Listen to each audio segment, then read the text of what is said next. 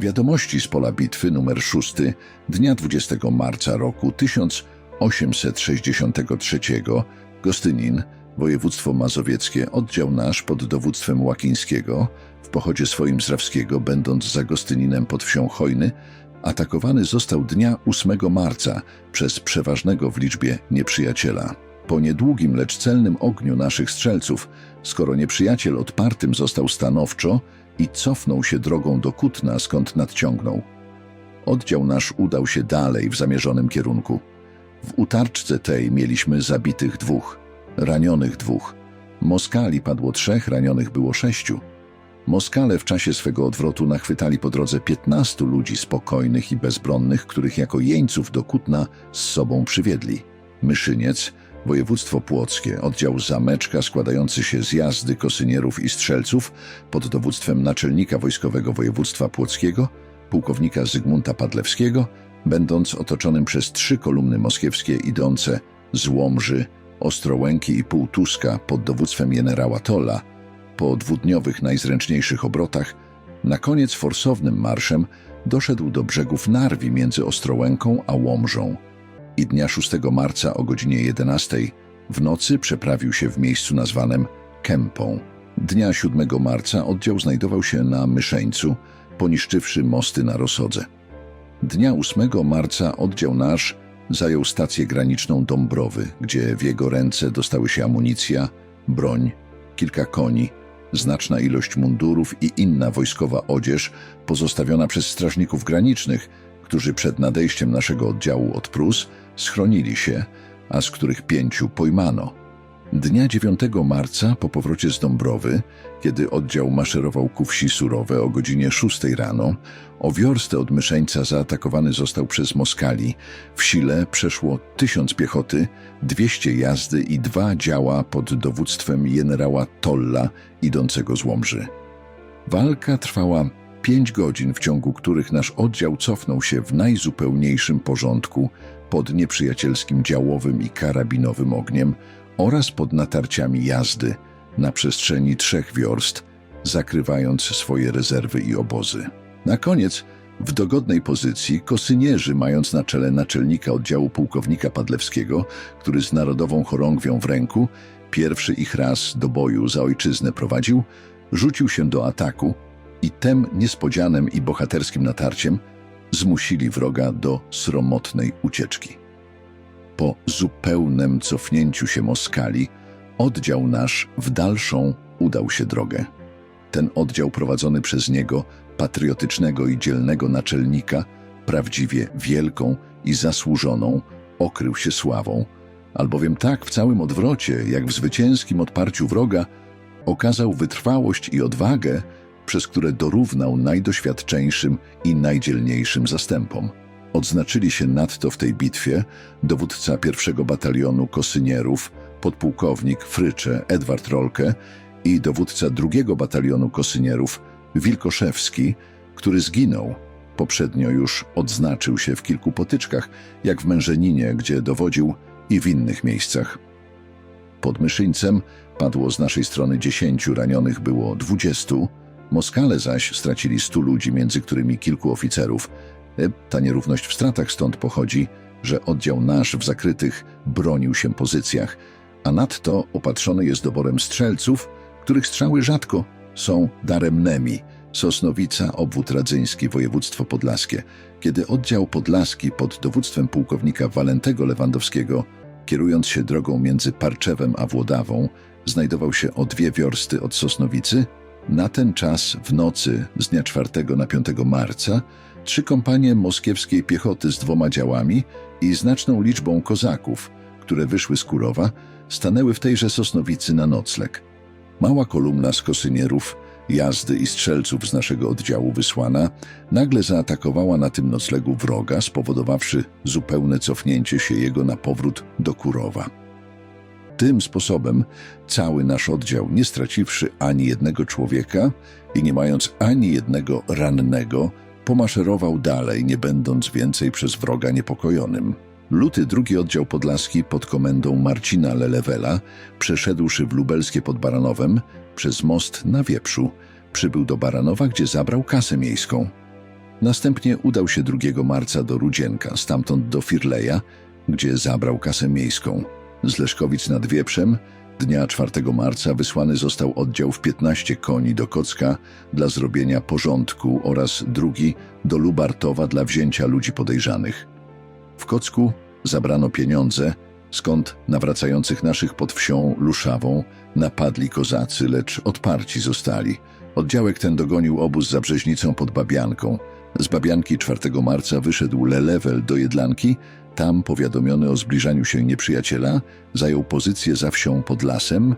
Bitwa trwała 2,5 godziny, w których męstwo naszych i dzielność wodza świetnie okazała się. Pod ogniem 2 dział nieprzyjacielskich zrzucony został most, wozy wysłane ku Lejnie, a oddział pomaszerował ku Białce pod jezioro. Pod Jedlanką nie mieliśmy zabitych i rannych, nieprzyjaciel zaś znaczne poniósł straty. W czasie noclegu piechoty Lelewela w Białce, kawalerii zaś i obozu Lewandowskiego w Woli Wereszczyńskiej, a Moskali w Sosnowicy, Lewandowski zaalarmował Moskali w nocy, po czym Moskale zrejterowali do Kurowa. Następnych dni oddział Lelewela pozrzucał mosty na Włodawce, lecz nieprzyjaciel w sile 400 piechoty i 120 kozaków, przeprawiwszy się przez wody za folwarkiem Adamki, natarł na naszych wszystkimi siłami dnia 7 marca o godzinie 10 rano. Po 2-godzinnym tyralierskim ogniu nieprzyjaciel, podsunąwszy się prawym i lewym skrzydłem krzyżowym, raził naszych strzelaniem, lecz bez znacznej dla nas szkody. Po dzielnej obronie Lelewel cofnął się do wsi Luty lasami, lecz zaledwie zdołał dotrzeć do drogi, napotkał kozaków na trakcie, a piechotę od Okuniewa po lewej stronie wsi, idąc do Adamek. Zawrzała znowuż bitwa, która trwała 3 godziny. Nasi szczęśliwie cofnęli się przed silniejszym o wiele nieprzyjacielem, lecz bagaże nasze odcięte pod Hańskiem stały się łupem jego chciwości. Przy bagażach Moskale zamordowali 16 osób bezbronnych, pastwiąc się najokrutniej nad nimi przez sypanie piasku i liści w usta okazującym jeszcze znaki życia. Zawrzała znowuż bitwa, która trwała 3 godziny. Nasi szczęśliwie cofnęli się przed silniejszym o wiele nieprzyjacielem, lecz bagaże nasze odcięte pod Hańskiem stały się łupem jego chciwości. Przy bagażach Moskale zamordowali 16 osób bezbronnych, pastwiąc się najokrutniej nad nimi przez sypanie piasku i liści w usta okazującym jeszcze znaki życia. Lelewel z oddziałem po bitwie z 7 na 8 marca został we wsi Luty, gdzie pochował 11 swoich zabitych. W tej bitwie Moskale stracili 19 ludzi w zabitych, a 58 w rannych. Chlubną śmiercią w tej bitwie zginęli Bronisław Konkowski, dowódca piechoty były oficer rosyjski Zagoździński, geometra z Żelechowa, Karol Cempel ze wsi Gruszki, Franciszek Wasilewski z Serocka, Franciszek Majewski z Łukowa, Łaski z Krzywdy. Cofający się Moskale pod wsią Żdżaki zamordowali 5 idących drogą ludzi i porzucili 2 swoich rannych, którzy tam życie skończyli. Polegli piękną śmiercią za ojczyznę w tej bitwie pod Nową Wsią na Kujawach oficerowie Kosynierów, Mikulicz Cygański w bitwie na Świętym Krzyżu, Gustaw Lazzarini z ran odniesionych pod Rawą umarli, Feliks Przygocki i Mateusz Kosakowski, terminator stolarski. W Włocławku znajdują się następujące osoby w więzieniu: Julian Białobrzeski ranny, Jan Klukowski doktor ranny, Jan Rechowski ranny, Maria Gajewska ranna, Walenty Wychliński, Antoni Falchen von Plajecki, Józef Nowicki, August Pfeiffer, Antoni Domański z Koła, Leon Daszkiewicz, Ferdynand Wojna, Franciszek Kurczewski, Zygmunt Migurski, Aleksander Józefowicz, Edmund Wroński, Maurycy Hegel, Józef Jasiński, Stanisław Nirenszteja, Stefan Czecharski, Aleksander Gregorowicz, Jak Lak, Józef Kostrzewski z Nieszawy, Majer Peterkowski, Jan Bochenkiewicz, Julian Kowalski, Roman Surowiecki, Stanisław Burzyński, Jan Till, Paweł Zbudowski, Adam Makowski, Józef Nowacki, Franciszek Wołosz, Wawrzyniec Wolczewski, Wojciech Wiśniewski, Kazimierz Kolasiński, Ludwik Ciolkowski, Spirydion Niżejewski, Karol Stefański, Hieronim Kułowicki, Mikołaj Bęczykowski, Tomasz Michalski, Feliks Grochowski, Franciszek Bogacki, Józef Wachowski, Stanisław Bugalski, Władysław Kanski, Szczepan Andrzejewski, Józef Dobraniewski, Mateusz Wróblewski, Ignacy de Sajer, Leon Kwiatkowski, Ignacy Nowiszewski, Andrzej Wrzesiński, Piotr Kochański, Mikołaj Smitowski, Jan Zok, Ignacy Paczkowski, Bernard Klubowski.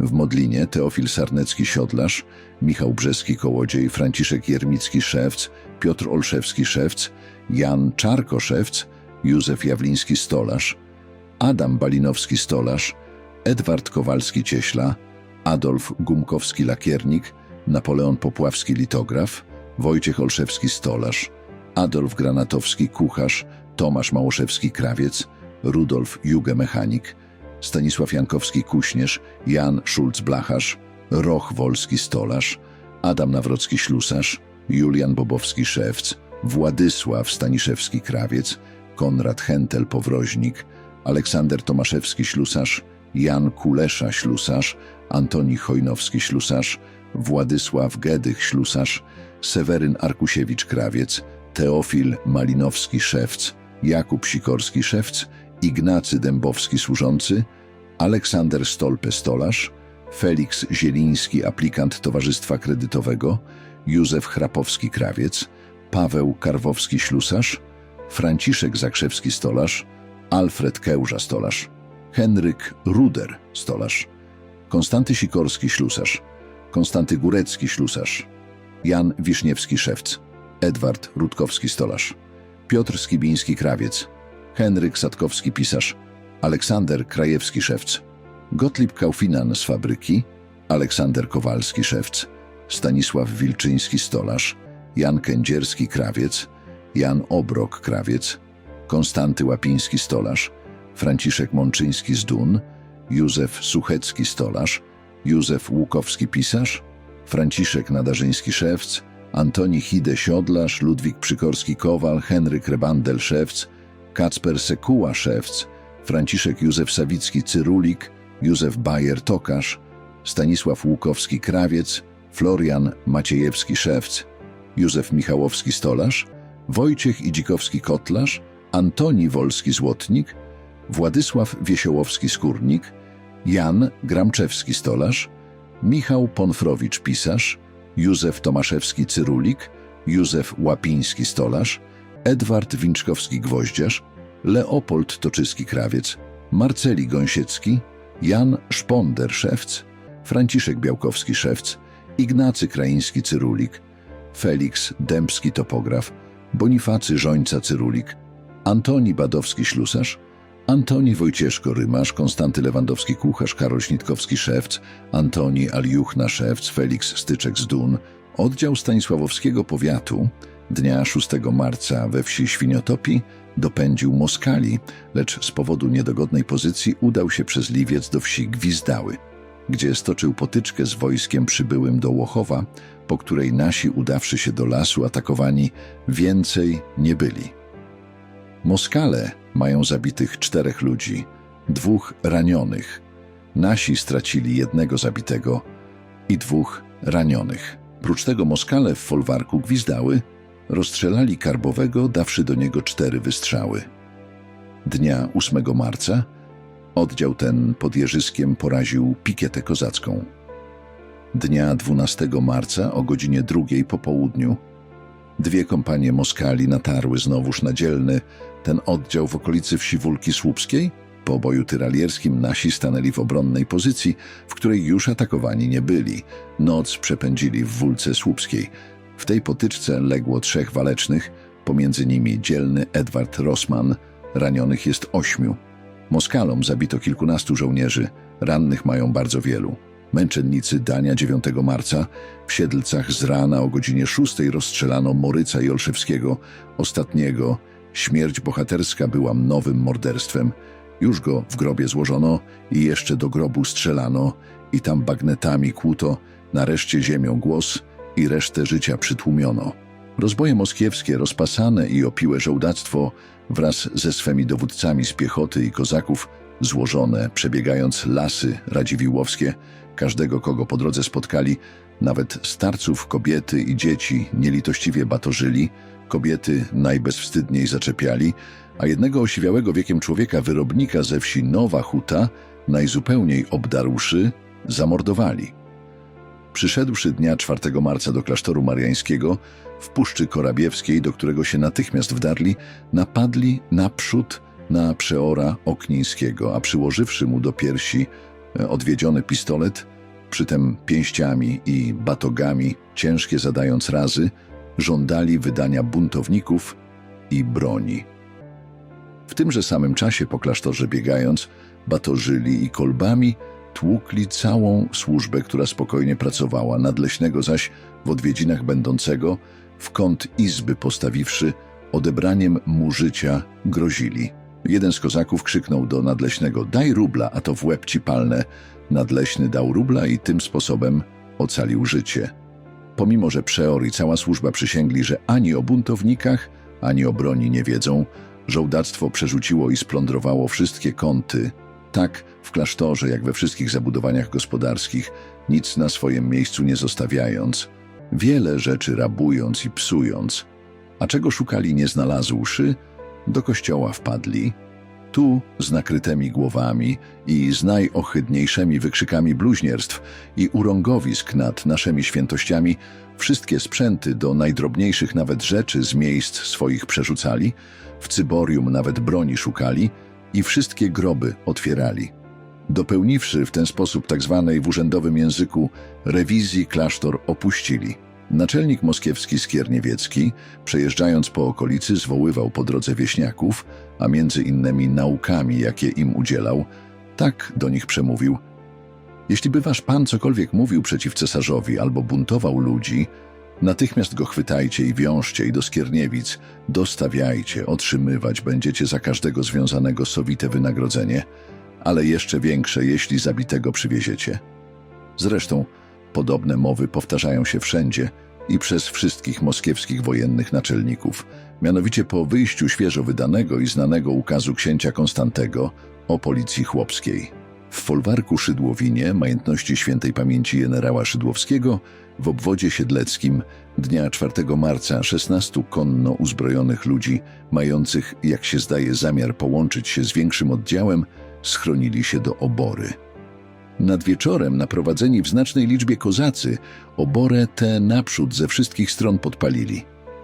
Jeden tylko strzał, i to nieszkodliwy, wypadł z ogarniętego płomieniem zabudowania, po czym kozacy zażądali poddania się i złożenia broni, który to warunek pod zagrożeniem spalenia się przyjętym został. Rozbrojeni, bo wszystką broń przez okna obory wyrzucili z ufnością, wyszli z płomieni, gdy w tejże chwili kozactwo z najdzikszym krzykiem rzuciło się na nich i poczęło mordować. 12 zostało zabitych, 3 najstraszliwiej poranionych, 1 się spalił. Ciała zabitych miały po kilkanaście pchnięć pikam i przy tym popłatane piersi i brzuchy, poszarpane wnętrzności, porąbane członki, przecięte gardła. Zranionych burzyński rymarz i lewandowski mieszczanin z Mokobot, mając porąbane czaszki, że mózg był widoczny bez żadnego opatrzenia i religijnej pociechy, wkrótce umarli. Własek Włościanin dłuższe cokolwiek obiecywał życie. Kozactwo, dopełniwszy mordów, cały folwark zapaliło i zniszczyło do szczętu, a zabitymi i rannymi folwarczne wozy, napakowawszy z tymi trofeami, jak również ze zdobytymi końmi i bronią, wyruszyło do Siedlec. Tam na ich spotkanie wyszedł generał moskiewski Dreyer z całym swoim sztabem i z carskim fligeladiutantem Hołowińskim, a wskazując na pomordowanych, wołał: takich czynów mi potrzeba, takich. Dziękuję wam, bracia. I zaraz jednemu kozakowi darował konia. W tymże czasie doktora chcącego nieść pomoc Burzyńskiemu kozactwo odepchnęło i wyrazami zelżyło, grożąc, żeby nie ważył się buntowników ratować. Dopełnili tego zresztą, jak wszędzie wojsko moskiewskie tego samego dopełnia, zrozumiawszy dobrze rozkaz swego naczelnego wodza księcia Konstantego, który dozwala prostego niesienia religijnej i lekarskiej pomocy bandy powstańcze opuszczającym. Naczelnika powiatu siedleckiego Dydlewicza, którego generał Dreyer zawołać i przyprowadzić kazał, aby zamordowanych poznawał, żołdactwo prowadząc, na rozkaz kapitana Pluśkiewicza kolbami popychało i biło. Skoro się naczelnik powiatu o dokonane na jego osobie bezprawia przed generałem uskarżał, ten ostatni odrzekł, że nie ma czasu podobnymi głupstwami się zajmować. Ów kapitan Pluśkiewicz i drugi oficer Pawłów Kostromskiego pułku, oba znani są w Siedlcach jako jawni rabusie z Węgrowa. Wójt gminy Petrykozy Zaręba, za to, że we właściwe urzędy moskiewskie zdał o szydłowińskich mordach rzetelne raporta, został osadzony w więzieniu. Cena egzemplarza groszy 15 sprzedaje się na rzecz rannych obrońców ojczyzny. Zapraszam na inne audiobooki na moim kanale oraz na kolejne numery czasopisma. Aby być na bieżąco, zasubskrybuj mój kanał. Prawa do utworu. Prawa do utworu domena publiczna. Wolno zwielokrotniać, zmieniać i rozpowszechniać oraz wykonywać utwór, nawet w celach komercyjnych, bez konieczności pytania o zgodę. Wykorzystując utwór należy pamiętać o poszanowaniu autorskich praw osobistych twórcy. Pozdrawiam, SK Audiobooks.